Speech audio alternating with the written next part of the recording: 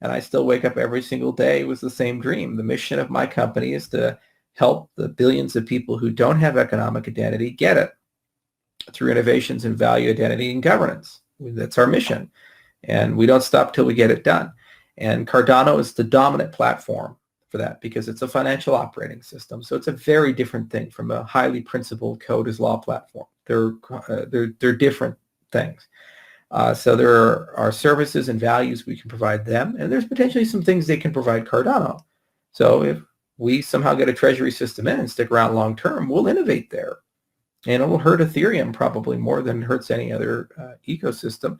We'll get some of their developers, but Cardano is going to grow in a different way with a different demographic, and it's going to change the world. It's the biggest project I've ever been on in my life, and to be frank, nothing means more to me than Cardano as a project. I love Ethereum, and it's certainly a big part of my life, and I will always be there where and when I can to help out the real Ethereum Classic if it needs it, and I'll of course be able to innovate there and really do some great things there. But let's be clear here, Cardano is Cardano. I spent 5 years of my life with Cardano.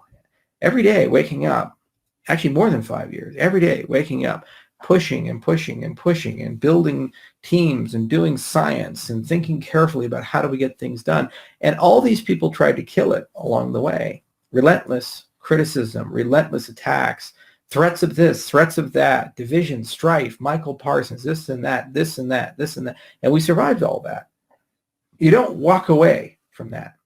You become a fanatic. You have to be a fanatic to be able to survive all of that and get through it and get to the other side. And now, at the dawn of Shelley, we actually see the fruits of those labors where even small stake pools are making blocks as I speak. And that's the beginning. What happens when we have native assets and smart contracts and hundreds of thousands of dApps and thousands of assets on our system and millions of users?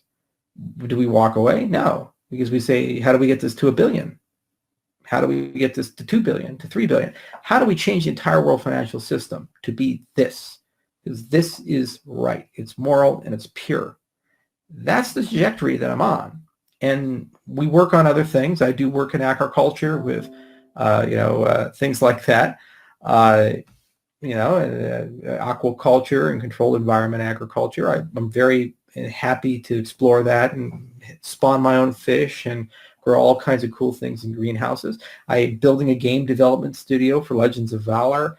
I drive really fast cars and go racing. I skydive stuff, all these things. Okay.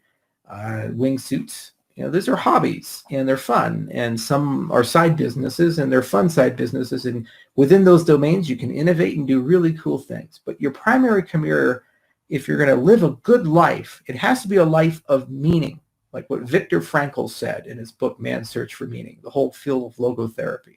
Find meaning in life, something worth fighting for, that you are willing to die for, and you will never work a day in your life if you're on that path, if that's the purpose of your existence. And no matter what criticism you get, you just don't care. Because at the end of the day, it's like you know who you are and why you do what you do. And if you're successful or not successful, the very act of doing it is what gives you happiness. It's the concept of ikigai, the art of life, the practice of life. Okorowari was another Japanese concept. It means the relentless pursuit of perfection. And so these are very complementary concepts in that respect. And so the key to living a good life is find a mission so inspiring you'd want to do it every single day, and you're relentless about doing it better every single day. You wake up the next day and say, how do I do even more and I can be even better than before? We have 1,000 stake pools. How do I wake up the next day and get to 1,100 stake pools? We're pretty decentralized, more so than anybody else. How do I be the most decentralized ever? How do I get more resilience? I'm resistant against classical computation. How do I get resistant against quantum computation? Because I can future-proof the system. How do we make the treasury system better? How do we get another partner for this? That's the relentless pursuit of perfection. You never achieve it. And no matter what you get, there's always the next step, and there's the next day. But there's joy in that. It's like pushing a boulder up a hill. You never have to get it to the top of the hill. It can roll all the way back down, like Albert Camus' story of Sisyphus. Go all the way back down to the bottom of the hill. You grab the boulder, you push it up. And the game then is, let's push it better and faster and with more confidence than the first time that I pushed it up. And it rolls back down. You go do it again. And the third time, let's do it better than the second time. This inductive increase in the ability. And if you can truly find happiness in that, you're unstoppable. Because no matter what happens, you have clarity of purpose. And I found that with Cardano. We do everything. We have the governance, we have the identity, we have the value. We think about all these fundamental domains, and we can walk into any room, systems theory people, scientists, economists, business people, politicians, medical people, supply chain people, lawyers. Today I had a phenomenal conversation with a senior partner at a New York law firm, and we spent an hour talking about detailed, intricate things about regulation. No matter who you talk to, you have something to contribute because the system touches all of that in a nutshell. That is a damn good life. And that's what Cardano gives me, is to be at the center of that, all those things, and to be able to have an opinion about all those things and how they synthesize together into a grand whole system, and then share that with everybody else. We recognize that security is hard, so I get to make a security video. And then hundreds of people all around the internet wake up and tell me how to make that video better.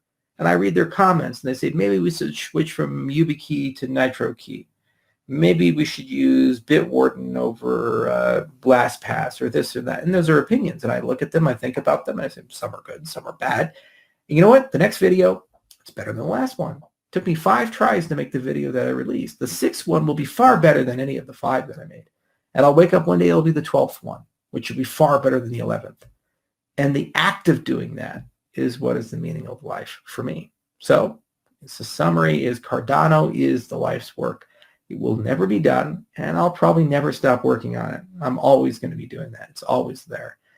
And it's a life well spent.